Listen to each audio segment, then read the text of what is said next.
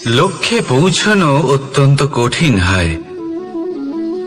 কেউ ভাবেন যে কেন এত কঠিন হয়, কেন এত কষ্ট করতে হয় লক্ষ্যে পৌঁছানোর জন্য। এই লক্ষ্য সরলভাবে কেন আমার কাছে চলে আসে না। চলুন আপনাকে একটা কথা বলি, যদি আপনার লক্ষ্য কঠিন না হয় তাহলে তাকে পাওয়া আপনার পক্ষে অসম্ভব হয়ে উঠবে। লক্ষ্যে পৌঁছানোর এই রাস্তায় আপনি যে কড়া রোদের সম্মুখীন হন, যার থেকে আপনি দূরে পালাতে চান, সেই রোদ আপনাকে প্রেরণা যোগায় যে আপনি এগোতে থাকুন। ভাবুন একজন যাত্রী যে কিনা নিজের লক্ষ্যের দিকে যাচ্ছেন, সেই পথে উনি যদি একটু ছায়া পেয়ে যান আর উনি ওখানে বিশ্রাম নেন, তাহলে তার সাথে তার ভাগ্য গভীর নিদ্রায় সেখানে বিলীন হয়ে যায়। তাই এই পরিশ্রমের করা রোদের থেকে কখনো দূরে পালাবেন না। জীবনে শুধু সামনে এগোতে থাকুন দৃঢ়তার সাথে। আর লক্ষ্য সরল হোক, কঠিন হোক বা অত্যাধিক কঠিন হোক, একটা কথা মনে রাখবেন, যে জীবনের লক্ষ্যে পৌঁছতে পেরেছে সে লক্ষ্য প্রাপ্তির জন্য আফসোস কখনোই করে না। রাধা রাধা। ধৈর্য, এই ধৈর্য কি কোনো গুণ, কোনো অনুভূতি, কোনো দৃষ্টিভঙ্গি? আমার জন্য ধৈর্য এক বাহন। আপনি হয়তো ভাবছেন এ কেমন বাহন? বাহন তো ঘোড়া হতে পারে, হাতি হতে পারে, উটও হতে পারে, কিন্তু ধৈর্যকে বাহন বানানো মানে? চলুন আপনাকে একটা কথা বোঝাই। পৃথিবীতে এমন কোনো বাহন নেই যে তার আরোহীকে আছড়ে ফেলেনি। সেটা উট হোক বা হাতি হোক বা ঘোড়া হোক, চলতে চলতে কখনো নড়বড় করেই বসে। তারপর সেই আরোহী পড়ে কারোর পায়, তারপর পড়ে তার নিজের নজরে। কিন্তু ধৈর্যরূপী বাহন কখনো কাউকে ফেলে না, কখনো না। না সেই আরোহী কারোর পায়ে পড়ে আর না তো নিজের নজরে।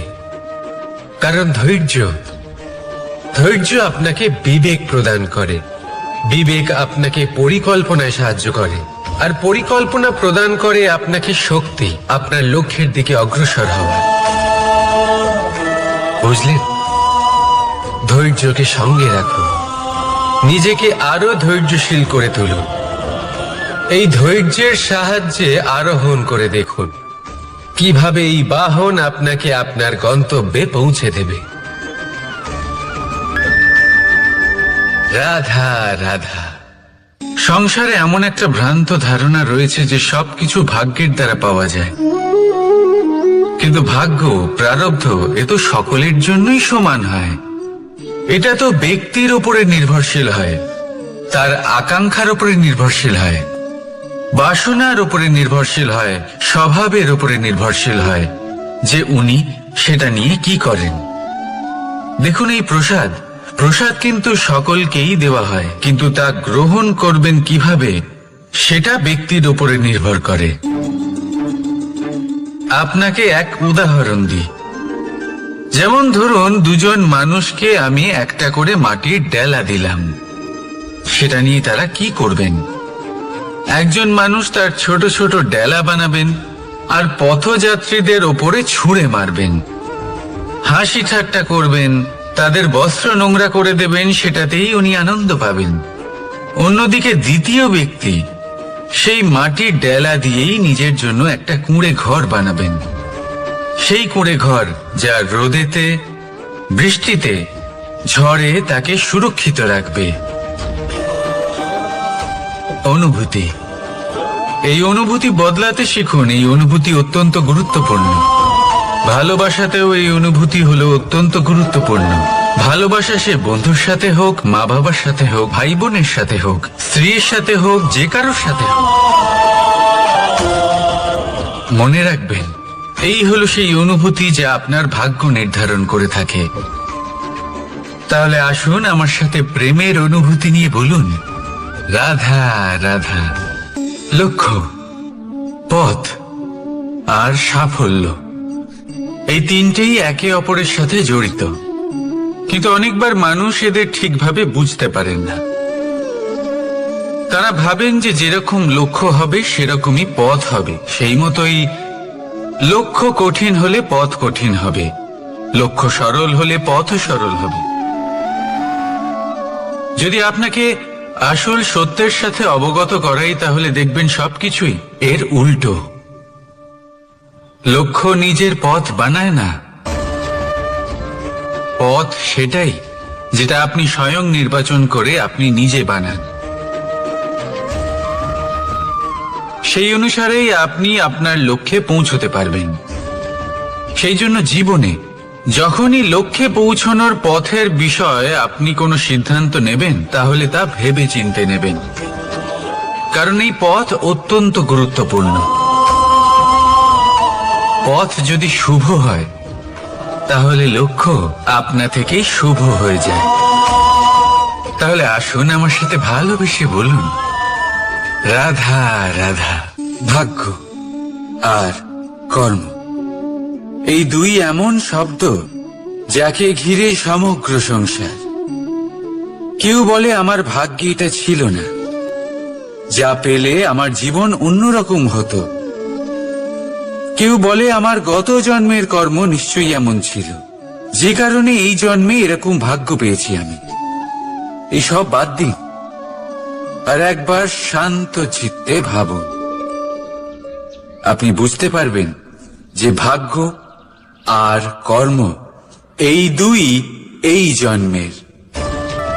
তফাৎ শুধুমাত্র এটাই যে যদি ভাগ্যের কথা বলা হয়, তাহলে আপনি এই ভাগ্যের থেকে যত বেশি আশা করবেন, তত বেশি নিরাশ হবেন আপনি। কারণ এই আশা আপনাকে কর্ম করা থেকে আটকায়।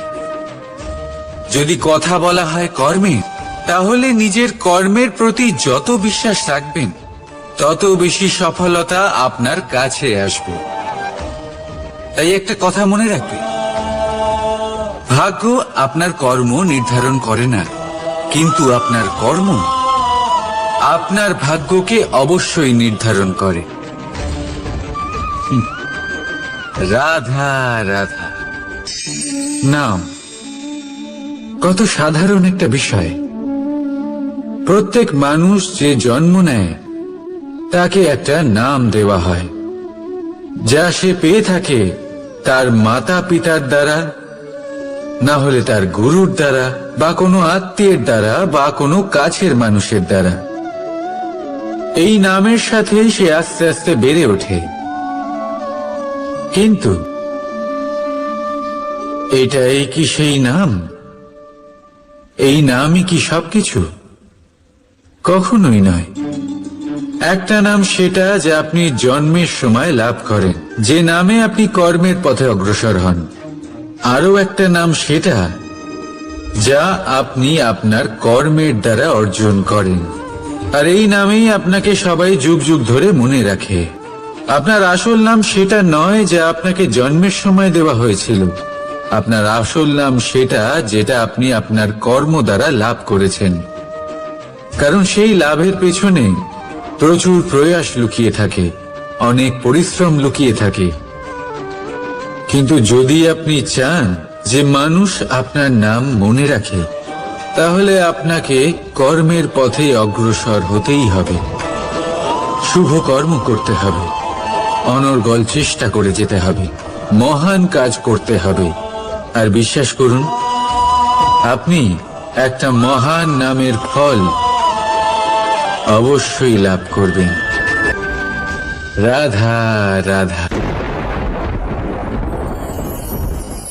আমি এখানে একা এই বনে বসে আছি, বাঁশি বাজাচ্ছি। কার জন্য? কে আছেন এখানে? কেউ নেই। আমার প্রজা, আমার রাজ্য, আমার পরিবার আমার থেকে অনেক দূরে আছেন। আমি এখানে একা এই বনে বসে এই আকাশের এই রঙের, গাছের এই সব ফলের, মাটির সুবাসের আনন্দ উপভোগ করছি। কেন? আমি হলাম দ্বারকাধীশ।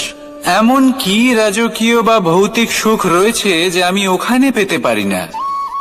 সবকিছুই পেতে পারি, তাও এখানে বনে একা বসে আছি। কোন সুখ খুঁজে চলেছি? একা থাকার সুখ। আমরা প্রত্যেকদিন অনেক মানুষের সাথে, চিন্তাধারার সাথে, কর্মের সাথে, পরিস্থিতির সাথে, সুখ দুঃখের দ্বারা বেষ্টিত থাকি। জীবনের এই চক্রে আমরা জড়িয়ে পড়তে থাকি। যতই আমরা এই সমস্যার সমাধান করি, আমরা ততই এতে জড়িয়ে পড়ি। আমরা এতটাই জড়িয়ে পড়ি যে যখন আমরা আয়নায় নিজেদের দেখি, তখন আমরা নিজেদের চিনতেই পারি না। এমন মনে হয় যেন আমরা নিজেদের হারিয়ে ফেলেছি। সেই জন্য প্রত্যেক দিন আপনি কিছু সময় নিজের সাথে কাটান একান্তে। এটা অত্যন্ত আবশ্যক। নিজের অস্তিত্বের গভীরে গিয়ে দেখতে শিখুন, নিজেকে বুঝুন। অদ্ভুত শান্তির অনুভূতি হবে। যেমন এই বায়ু, এই বৃক্ষ, এই পুষ্প, এই নিসর্গ, এদের মতো আপনিও কখনো একলা হতে শিখুন। কখনো নিসর্গের একটা অংশ হয়ে দেখুন। এই মন প্রসন্ন হয়ে বলবে, রাধা। একবার একটা শেয়াল বনে বিচরণ করছিল। ও একটা ছোট্ট শাবক দেখতে পেল। ও ভাবল, আজ একেই আমি খাবার হিসেবে গ্রহণ করব। আশেপাশে দেখলো কেউ দেখছে না তো, কেউ ছিল না। আর সেই শাবকের ওপর আক্রমণ করল, যা হলো একটা ঘোর অপরাধ। বনের নিয়ম অনুসারে আপনি কখনোই শাবকের ওপর আক্রমণ করতে পারেন না। তারপর এই খবরটা যখন রাজা সিংহ জানতে পারলেন, সভার আয়োজন করলেন। কিন্তু সেখানে শেয়াল বলল, আমি তো এরকম কিছু করিনি। কিন্তু যদি আপনি এরকম বলেন, কোনো প্রমাণ দিন, এর কোনো সাক্ষী আছে? তখন রাজা সিংহ পেঁচাকে ডেকে পাঠালেন, যে সেই মুহূর্তে বৃক্ষের শাখার ওপর বসেছিল। সে সব কিছু দেখেছিল। পেঁচা সব সত্যি কথা বলল, আর শেয়ালকে মৃত্যুদণ্ড দেয়া হলো। এবার এই কাহিনী আমি আপনাকে কেন শোনালাম? কারণ মানুষও কখনো কখনো এরকম কর্ম করেন যা শিয়াল করেছে। এটা ভাবেন, কেউ দেখছে না যখন, আমি অনুচিত কর্ম করতেই পারি। কিন্তু না, আপনি যাই করুন না কেন, কেউ না কেউ অবশ্যই তা দেখছে। কোনো ব্যক্তি না হলেও কোনো প্রাণী, না হলে কোনো যক্ষ বা দেব বা প্রেত। যদি এনারা কেউ না দেখেন, তাহলে ধরিত্রী মাতা দেখেন, যেখানে দাঁড়িয়ে আপনি সেই কর্ম করছেন, তাই না?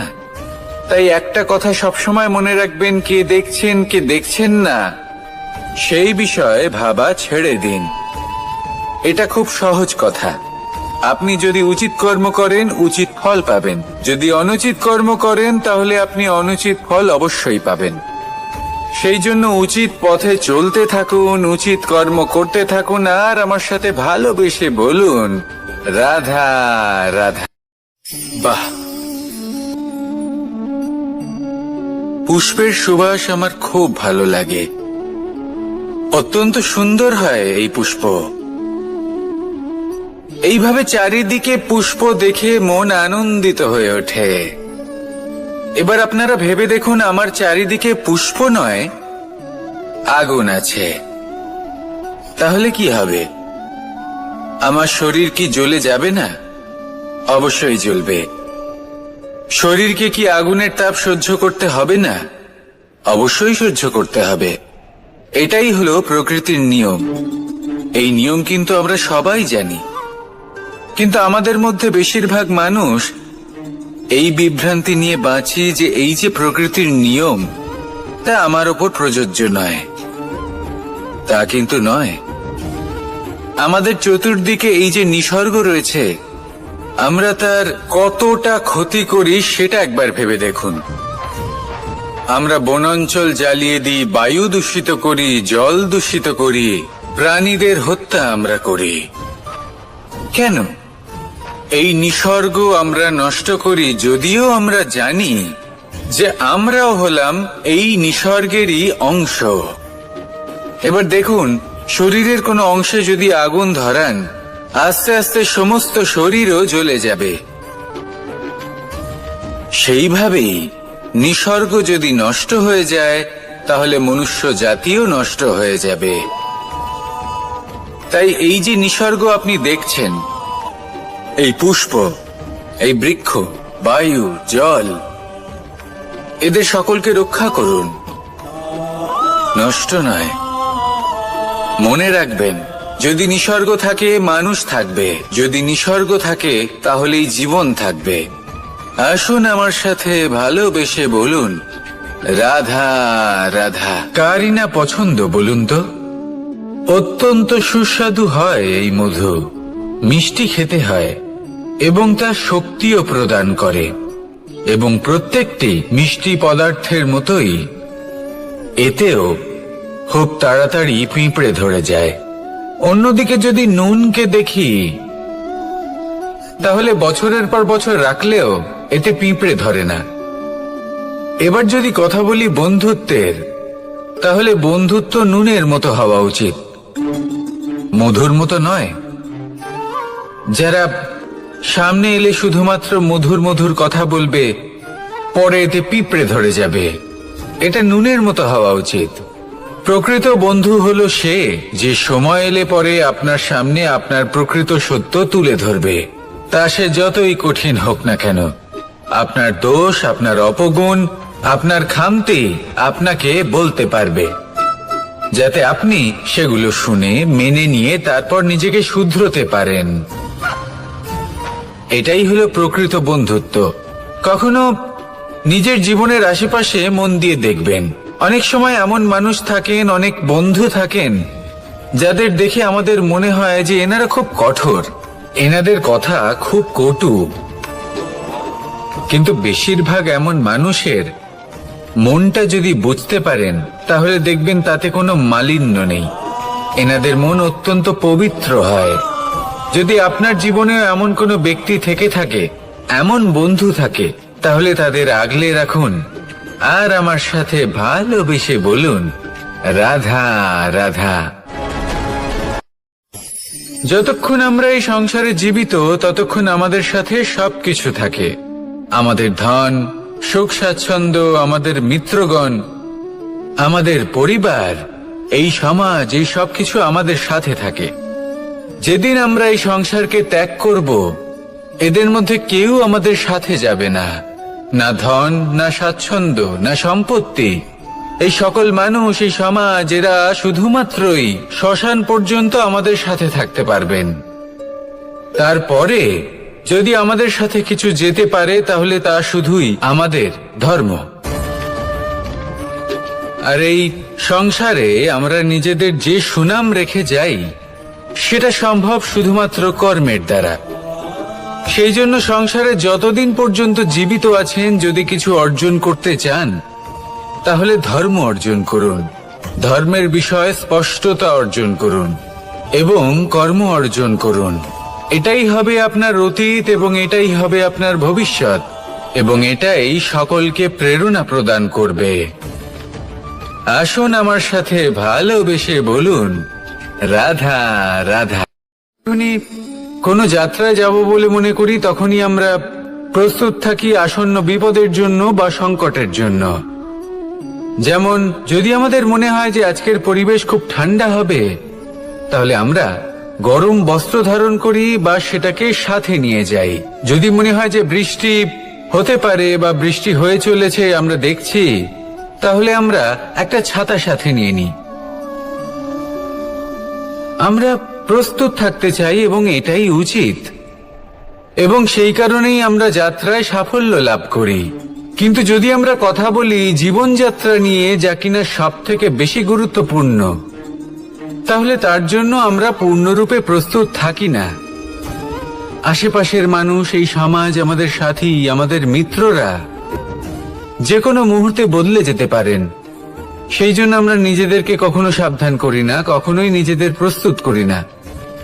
আমাদের এটা কখনোই মনে হয় না যে এরকম হতে পারে, আর সেই কারণেই শেষে গিয়ে আমরা অত্যন্ত দুঃখ পাই। একটা অমূল্য শিক্ষা আছে যেটা আমাদের লাভ করা উচিত। সতর্ক থাকা উচিত। এই জীবনযাত্রার জন্য শুধুমাত্র এই পরিবেশের বিষয়ে তথ্য সংগ্রহ করা বা তাকে অনুমান করা এটুকু হলেই চলবে না।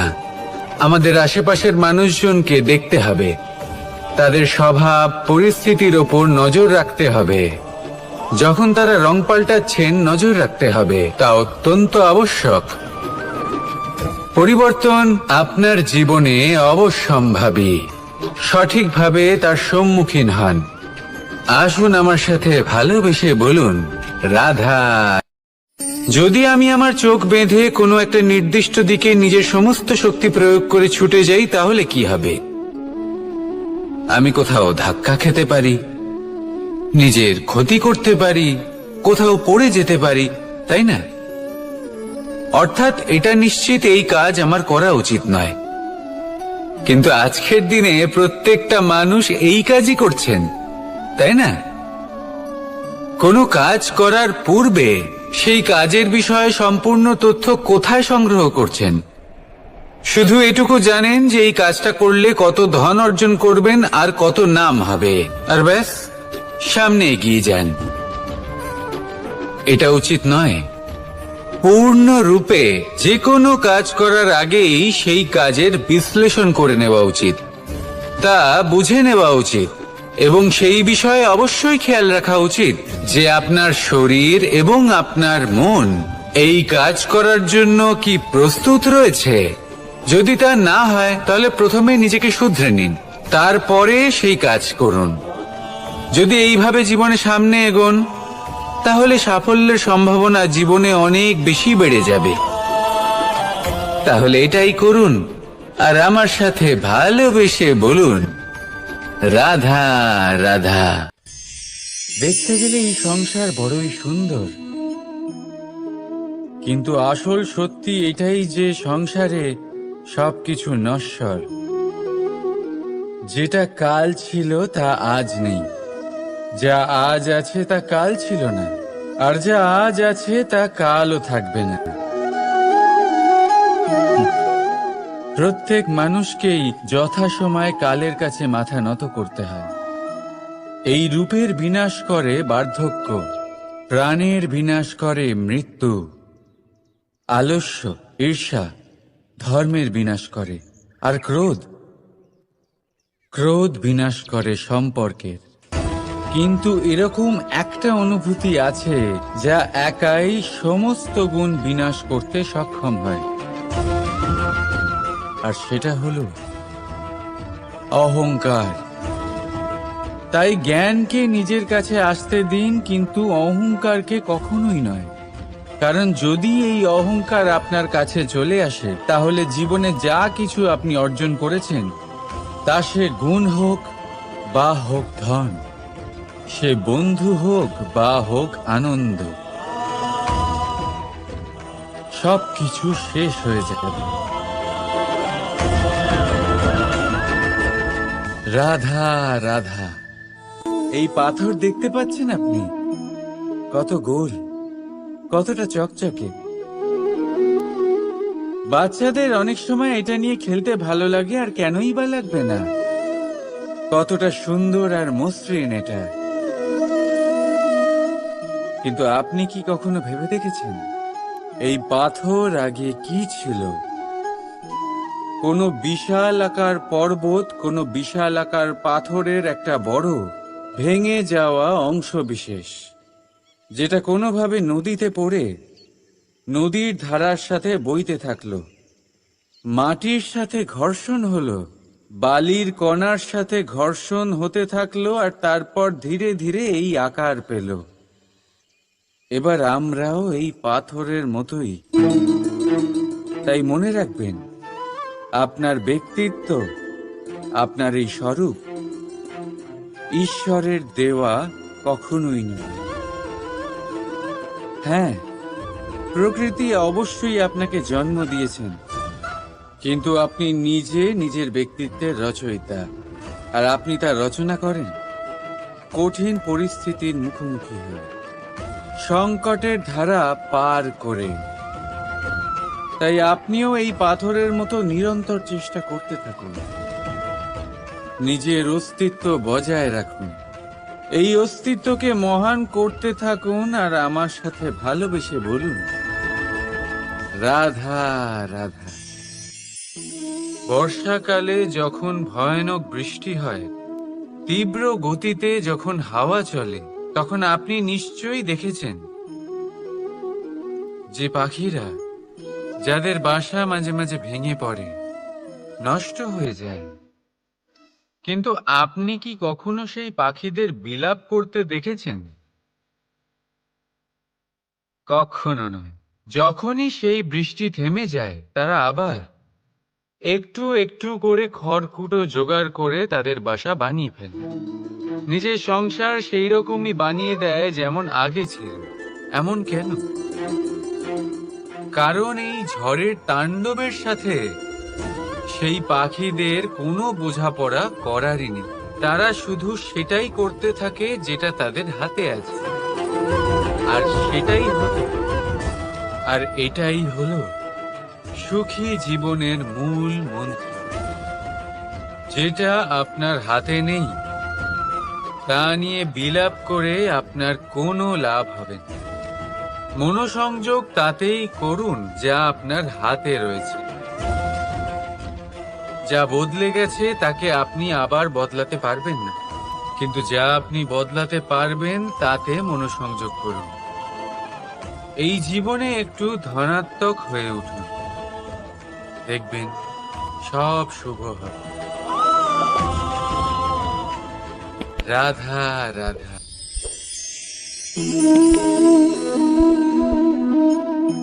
ছোটবেলায় একটা জিনিস আমি কখনো বুঝে উঠতে পারিনি। আমি সবসময় আশ্চর্য হয়ে থাকতাম যে এটা কি করে সম্ভব হতে পারে।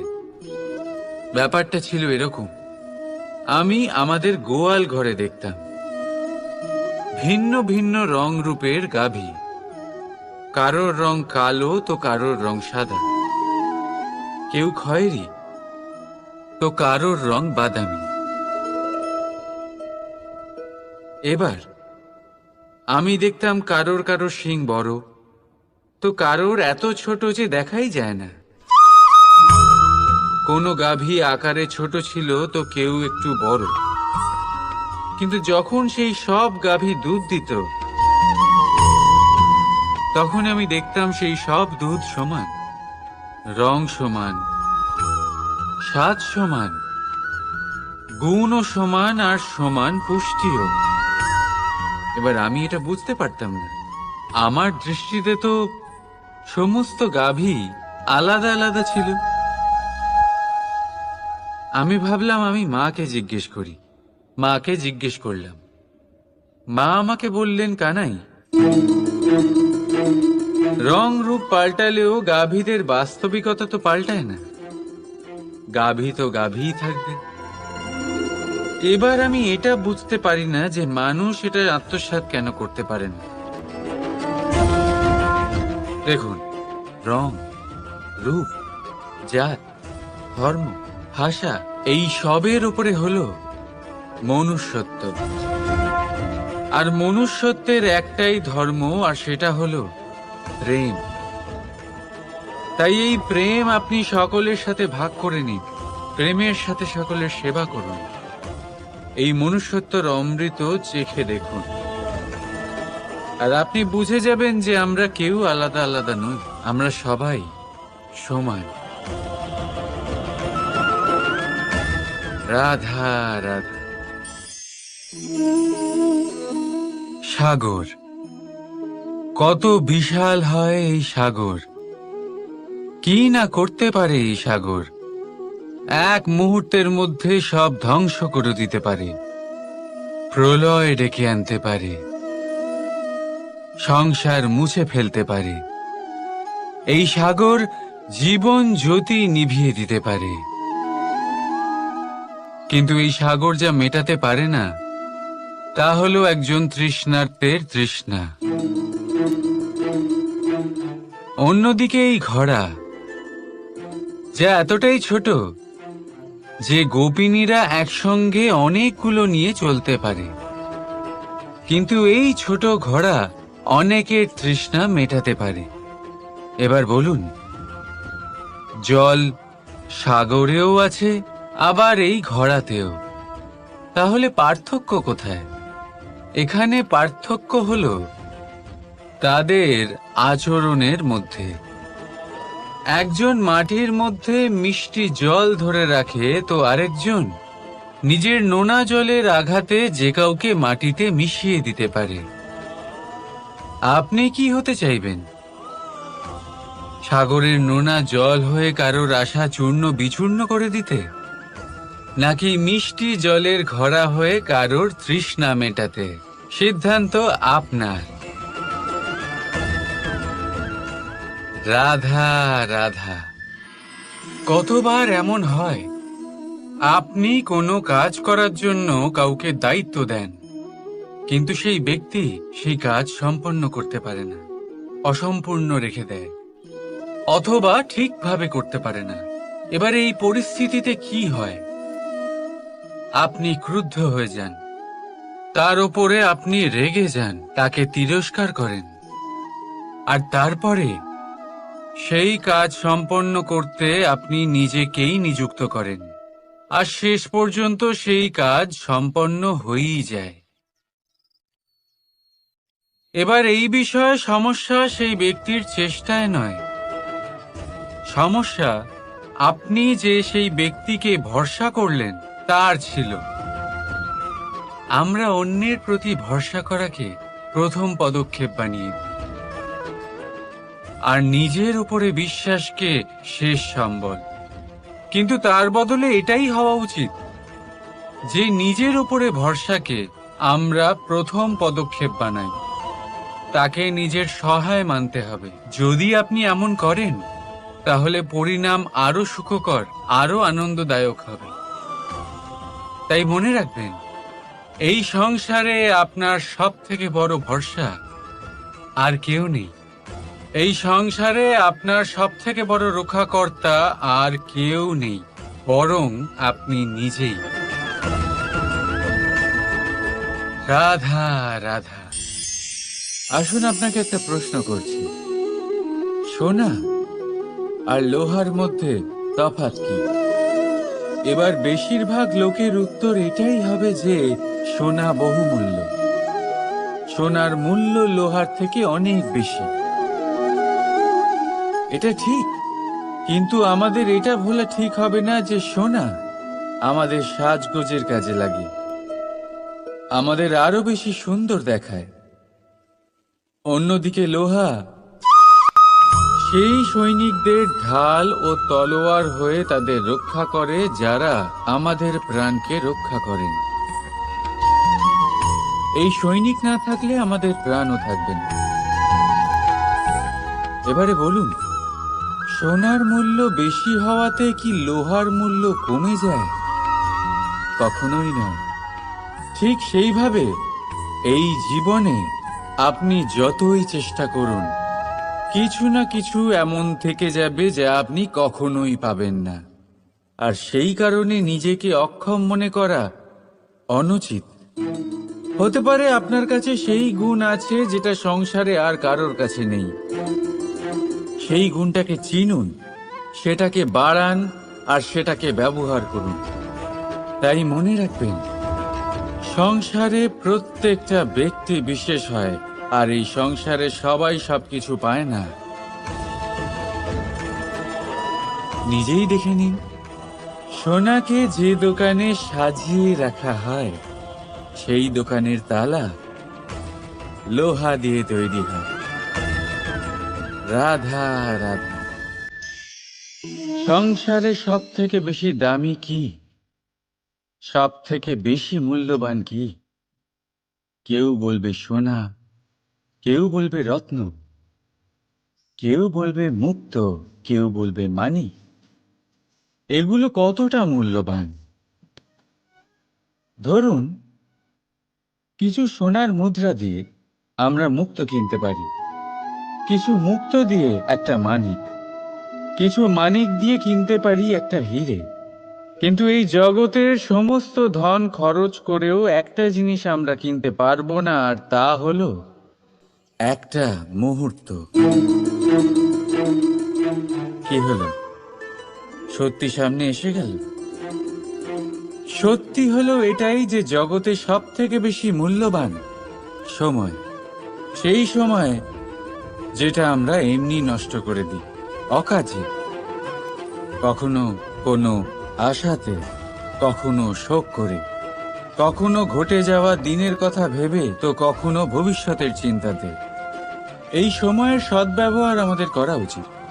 এই সময়ের সদ্ব্যবহার করে আমাদের ধন অর্জন করা উচিত, মহান কাজ করা উচিত, আমাদের ব্যক্তিত্বকে উদার করা উচিত, ভালো কাজ করা উচিত, সকলের সাথে আনন্দ ভাগ করা উচিত। যদি আমরা এই সংসার থেকে চলেও যাই, তাহলেও সময় আমাদের যেতে দেবে না, এখানেই স্থিত করে রাখবে। কারোর না কারোর জন্য প্রেরণা হয়ে বা কারোর মুখে কৃতজ্ঞতার হাসি ফুটিয়ে। রাধা রাধা। সূর্য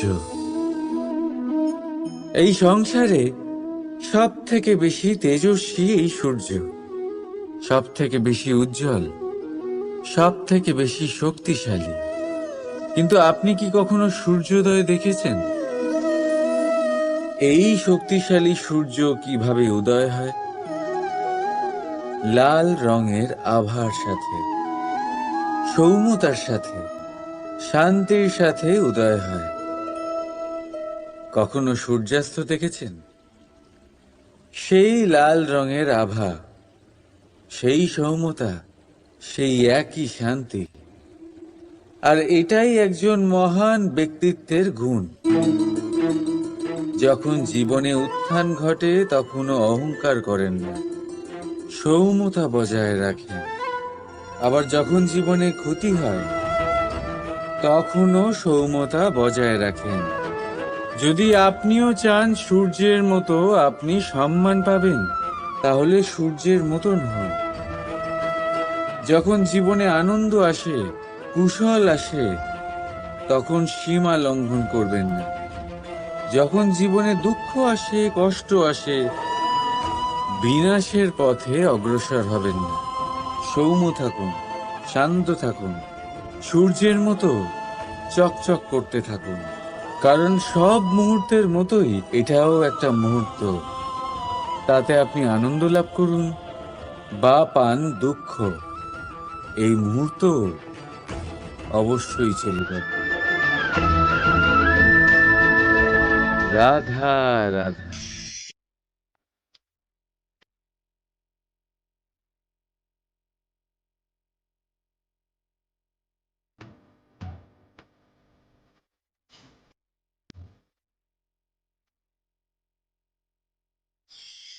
আপনি ওই কথাটা নিশ্চয়ই শুনেছেন, যখন ভগবান একটা দরজা বন্ধ করেন তখন অন্যদিকে অনেক দরজা খুলে দেন।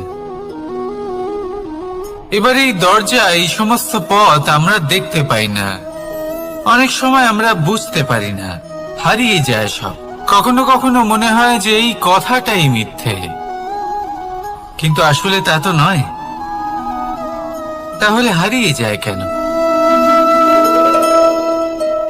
কারণ আমরা সময় নষ্ট করি এই দরজার দিকে তাকিয়ে থেকে। ভাবি এই বুঝি দরজা খুলবে, এবার দরজা খুলবে। অপেক্ষা করতে করতে আমরা অনেক সময় নষ্ট করে ফেলি।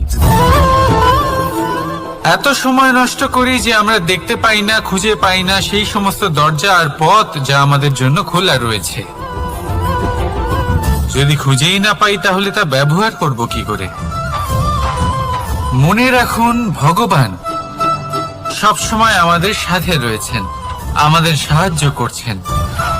এই পথ সব সময় আছে, সর্বত্র আছে। দরকার রয়েছে শুধুমাত্র দৃষ্টির, দৃষ্টিভঙ্গি এবং ভাবনার। এই দৃষ্টিকে বিস্তৃত করুন, এই দৃষ্টিভঙ্গিকে ধনাত্মক করে তুলুন, আর এই ভাবনা, এর সীমা একটু বাড়িয়ে তুলুন। তারপর দেখবেন সব খুঁজে পাবেন।